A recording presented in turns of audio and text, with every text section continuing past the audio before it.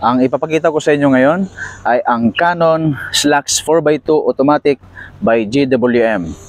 Itong si Canon Slux 4x2, meron siyang engine size na 2.0 turbo diesel at ang kanyang horsepower 161 at ang kanyang max torque ay 400 Nm.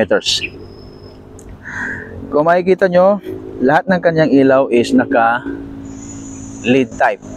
Meron din siyang daytime running light, then fog light, then meron siyang 2-eye sensor, plus meron din siyang automatic emergency braking. Yan, bilog na po yan. Tapos meron din siyang adaptive cruise control camera doon sa may windshield.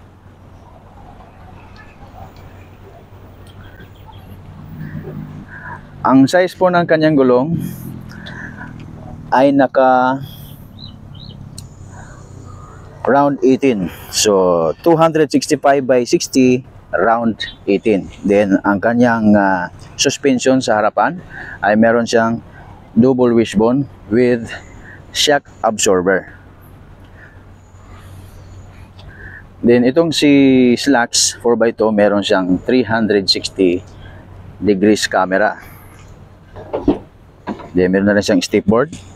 Dito naman sa may driver side, makikita nyo dito sa may gilid niya, naka genuine leather po yan.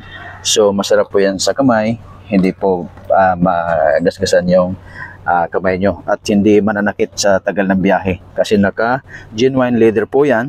Tapos meron siyang cup holder, then documents holder, plus meron siyang coin holder, tsaka meron siyang front box. Yan, dito nilagay yung mga ibang documents, mga ORCR. So dito sa may front passenger side, makikita nyo naka 4-way electronic power adjustment. So meron siyang backward, frontward, then recline and decline. Itong si Slux ay mayroon po siyang 4 airbags. Yan, may 4 airbags po yan. Dito naman sa likod. So ganon din dito sa may rear passenger. So naka genuine leather din dito itong armrest po natin. Plus meron din siyang tatlong side pocket. Plus meron din siyang documents pocket. Ito, pwedeng ilagay niyo dito yung folder, no? Then ang upuan po nito, kagandaan, 60-40. So yung sandalan niya, natitiklop siya. Yan. So pwede pa tayo maglagay ng additional importanteng gamit dito sa likuran. Then ito naman naangat din. Yan. Kung gusto nyo naman maglagay ng additional baggage, kagandahan sa kanya, ano?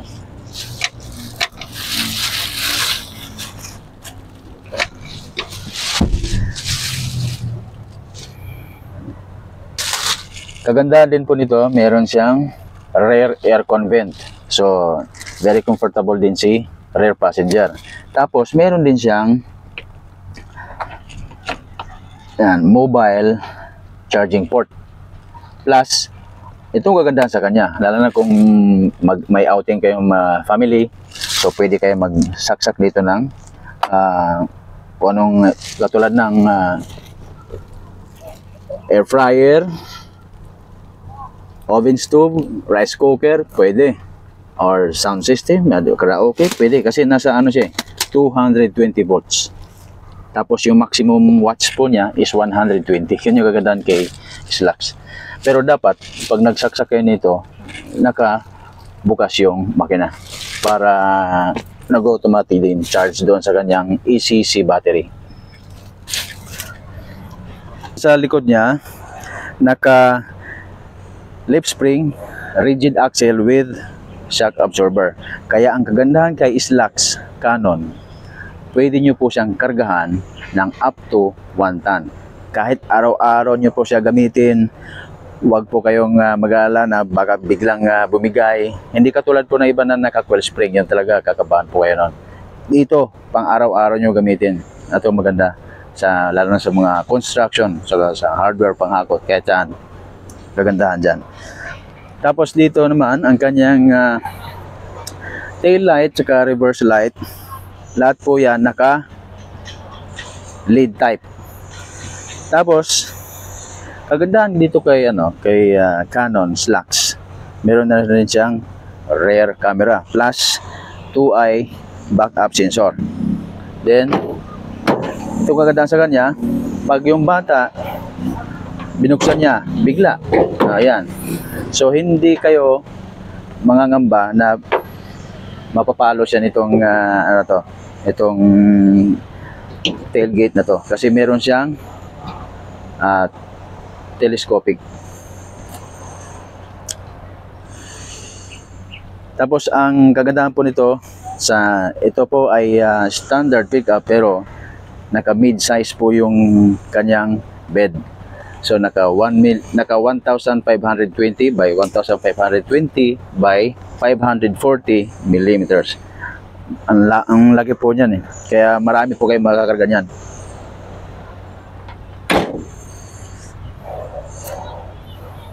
Na ito ay Slux 4x2 dahil sa kanyang roof rail. Yan. So dito naman po tayo sa may driver side. So ganun din, naka genuine leather yung armrest niya, plus naka tatlong side pocket. Kagandahan po dito kay Slux 4x2 is ang kagandahan din po dito kay Slux 4x2, dito sa my driver side is naka 6-way electronic power adjustment. Yan, backward, forward, recline, tapos decline, then up, down. So 6-way. Then kagandahan po nito, meron din po siyang headlight leveler. So makikita nyo rito yung kung gusto nyo 0, 1, 2, 3, depende sa distansya yung layo ng ilaw ng headlight. Then start po natin.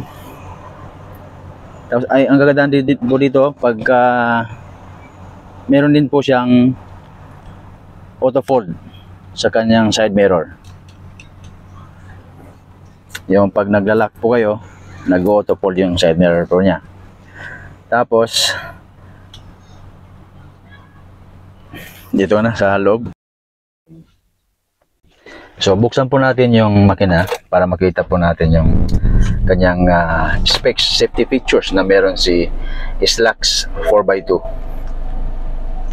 So dito makikita niyo po dito, meron na dito siyang cruise control. Naka-adaptive cruise control po tayo, no? Na ibig pong sabihin, pagka nasa highway po kayo, ang speed, halimbawa 80 kilometers per hour, nakaset nyo siya, then biglang may nag-overtake, then bumagal, kusa din po siyang babagal. Kasi meron siyang adaptive cruise control, then meron din siyang front warning collision, plus meron din siyang rear warning collision. Ang ganda din po kayo dito kay Slux 4x2, yung rear warning collision, ibig sabihin, pag nasa parking area po kayo, then pag atras po kayo para lumabas ng parking, then pag may parating po na sasakyan, magbibigay po siya sa inyo ng warning. Na ibig sabihin, may tao o may sasakyan na parating. So hindi nyo na kailangan ng guide. Yun po kagandahan sa kanya. Then dito naman, ito naman yung kanyang traffic jam assist. Yan, pagka tumatakbo. Tapos meron din po siyang wireless charging system. Kagandahan po dyan. Bukod doon, meron din siyang cigarette charger, plus meron din siyang charging port, then meron siyang screen mirroring na kung saan naka-Bluetooth yung Apple man yan or Android mobile.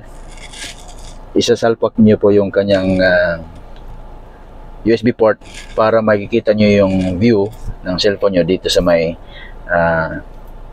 infotainment na 7 inches. Tingnan po natin kung ano po yung laman po nitong features nitong si Canon Slux 4x2. Tingnan natin dito sa may sa home.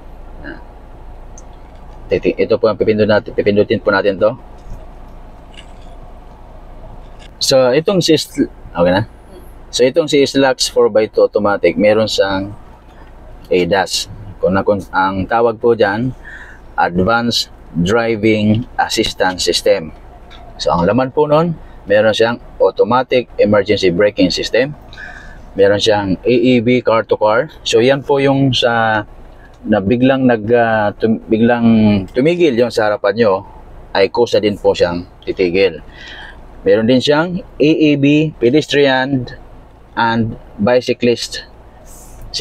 Ibig sabihin po niyan, habang nagda-drive po kayo sa highway o kahit saan man, mabilis man yung takbo mo o bagal, once na nagda-drive ka na habang nagte-text, hindi mo napansin yung may tatawid pala.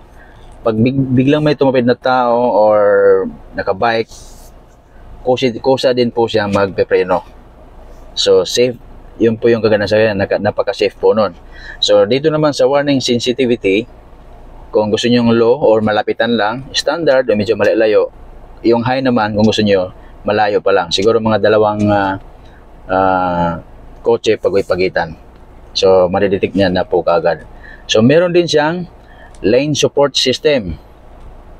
So sa lane support system, dito po natin makikita yung lane departure warning. Ang ibig sabihin po ng lane departure warning, kapag nasa highway kayo, inaantok, then bigla po kayong napakabig sa kanan man or sa kaliwa. In short, nawawala na po kayo sa linya. So magwa-warning po siya, tutunog po siya. So ibig sabihin wala na kayo sa linya. Then sa lane keeping assist, yan naman po yung kapag naka-adaptive cruise control tayo, na kung saan pag na-detect niya yung lane, well, sa gitna man yan, tapos pagdating sa unahan, nawala, then meron ng lane sa kabila, kusa po siyang lilipat sa kabila kasi may na-detect po siyang lane. In short, lagi po niya kayong nilalagay sa may lane, so nasa tuwid na daan. So ang lane center keeping naman, itong lane center keeping, kapag dalawa po yung linya, so doon sa center lane na yun, mini-maintain niya yung distance na lagi kayo nasa gitna doon sa dalawang lane na yun. Yun yung kagandahan sa kanya. So yung sensitivity mo naman, pwede mo siyang i-adjust, low, standard, o high. Pero ang recommended ko is high. Para kahit yung linya naman is medyo malabo-labo ng konti, kaya niya pa rin i-detect. So ito naman yung tinatawag na rear side assist system. So blind spot detection and lane change assist. So ang kagandahan po niyan, kapag bigla po kayo nag-overtake or lumilipat na ibang linya nang hindi kayo tumitingin ng side mirror, tapos may biglang parating na sasakyan, magbibigay po siya sa inyo ng warning na huwag kang tumuloy. Yan, yung kagandahan sa kanya. Then meron siyang rear cruising traffic alert. So yun yung ganyan sa parking, pag lalabas kayo ng parking, mag-reverse kayo, tapos biglang may parating na sasakyan or tao, magkukusa po siyang titigil. Magbibigay din po siya ng warning sa inyo. Door open warning. Ito naman po yung pagka tatabi na kayo kapag tatabi na kayo sa gilid, tapos yung kasamahan nyo sa sasakyan gustong lumabas agad na hindi man lang tumingin sa paligid, tapos may parating pala na motor or tao, so magbibigay din po siya ng warning sa inyo. So sa traffic sign information naman, itong kagandahan sa kanya, so sa highway, so hindi ka basta-basta mahuhuli kasi dito sa camera niya, Meron na rin siyang traffic sign recognition na kung saan pag ang speed limit ay 80 or 100 kilometers per hour, pag lumagpas ka doon, magbibigay po siya sa inyo ng warning. Ito naman, kagandahan dito sa overspeed alarm. Ito, kung meron kang personal driver, tapos hindi mo ipapalam sa personal driver mo na ang, kumbaga, sinusubukan mo siya kung talagang kaskasero, magpatakbo, no? Ngayon, ang ginawa mo, sinit mo siya ng, sabihin natin, hanggang, gusto mo, hanggang 80 lang. 80 kilometers per hour lang. Ngayon, yung driver mo, tapos naka-idlip ka. Ngayon, biglang tumunog. So, ngayon, hindi ka maluloko ng driver mo. Oy, 80 kilometers per hour lang ang takbo dapat natin, bakit ka nagpatakbo ng 100? So, ganoon po siya.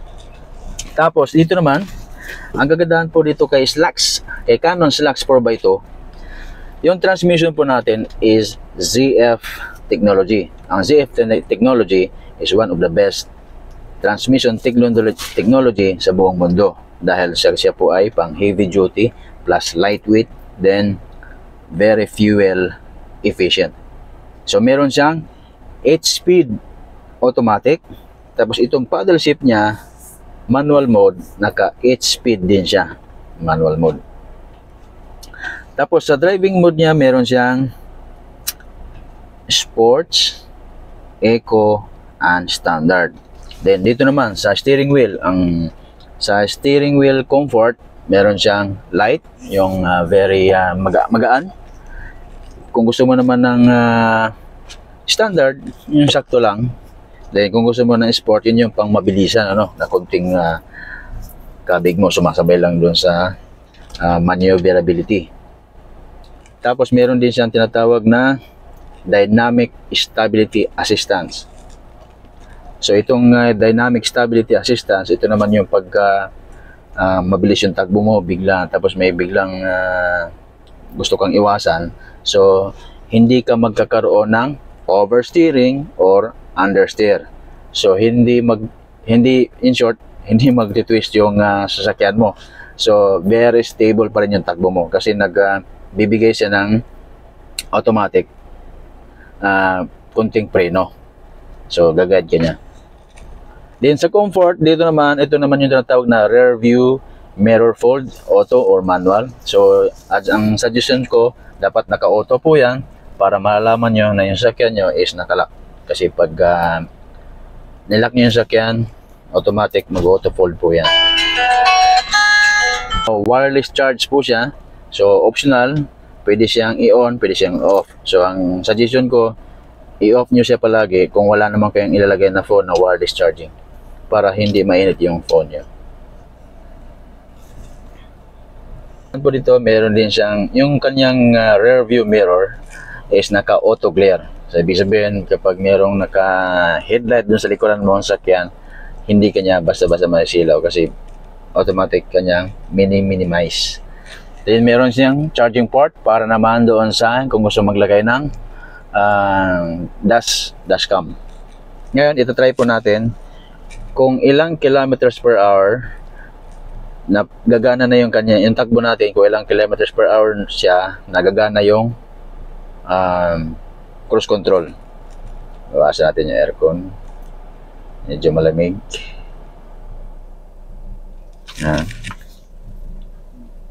Cruise control.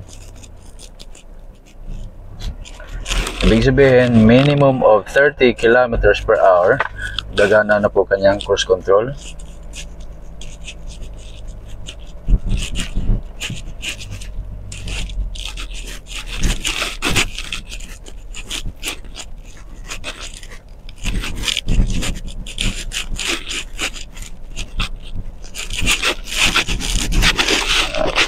Every time na pag umapag ka ng accelerator at saka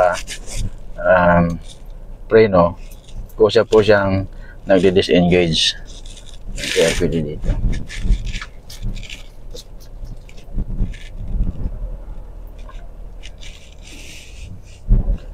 Hanap tayo dito ng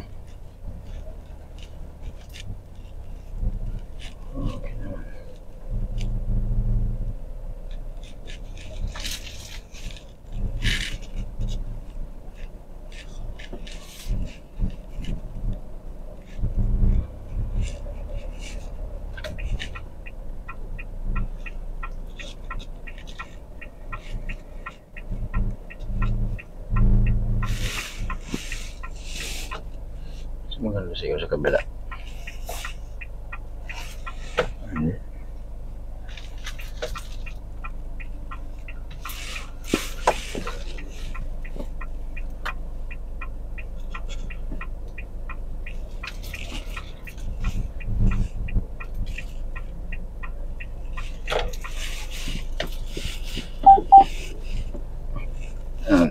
Nag-warning siya, no? Biglang tumunog kasi may parating.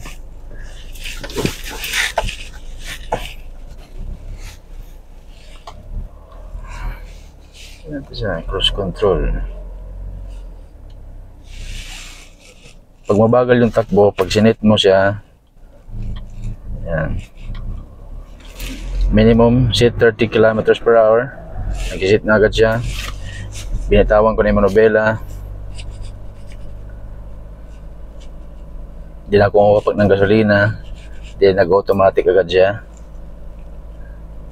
Ngayon, yung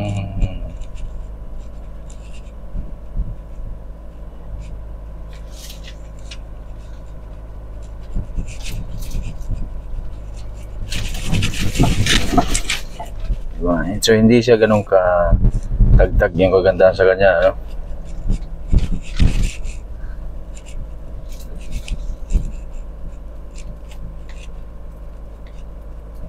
So ito naman yung distansya. So pwedeng ito yung sa distance. Kung gusto mong 4 na sasakyan, yung pagitan, 3 sasakyan or 2 sasakyan. So ganoon siya. Yung ganda sa kanya, no? Every time na pag lumiliko, dahil meron siyang bird's eye view. So kitang-kita mo yung sasakyan.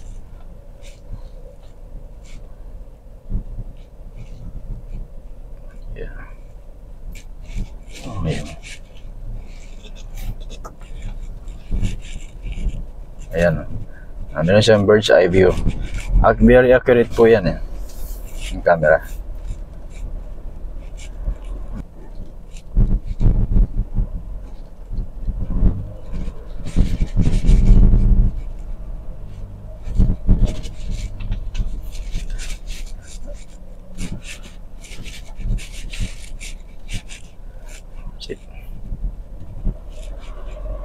Tignan natin kung yan, kung mapansin nyo, dahil kakaliwa siya, di ba, nag-auto preno siya, no? Di ba? Di ba yung ganda sa niya, no? So very accurate din.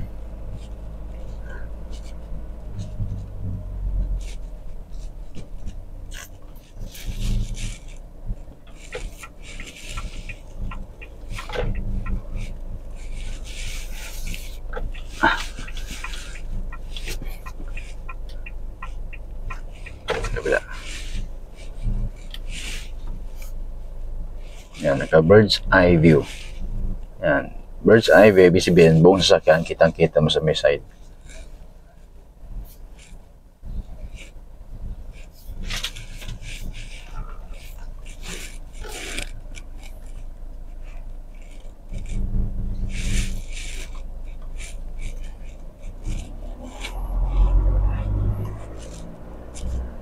Yan din.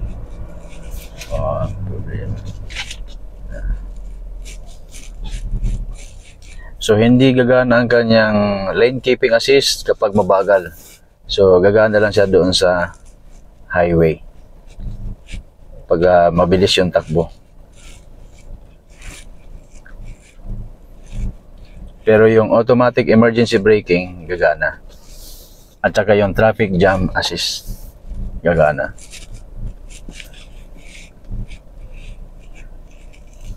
So bakit nga naman siya gagana doon sa mabagal na takbo, ang purpose lang naman niya doon lang sa mabilisan. Kung ikaw naman na nagpa-practice, dapat matuto ka talaga na gumamit ng steering wheel. So ganun yung purpose niya. So meron din siyang hill descent assist at saka hill start assist.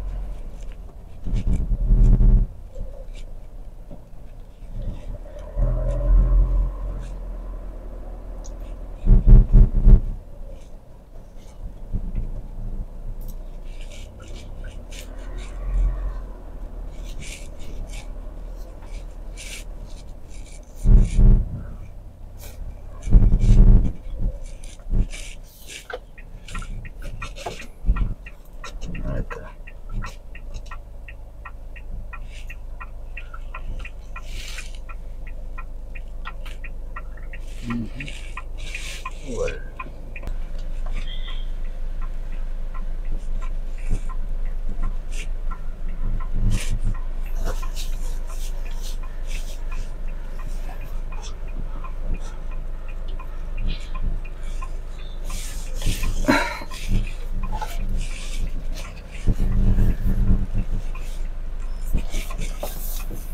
Hindi gano'n yung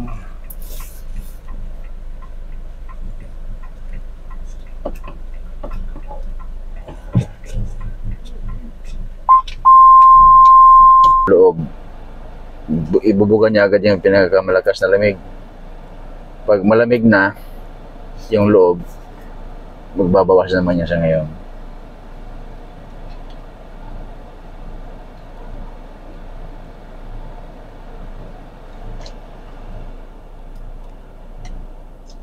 Yun lang mga ka-auto, kung meron kayong nadagdag or nakuhang dagdag kaalaman, pag-like and subscribe sa ating YouTube channel. Thank you.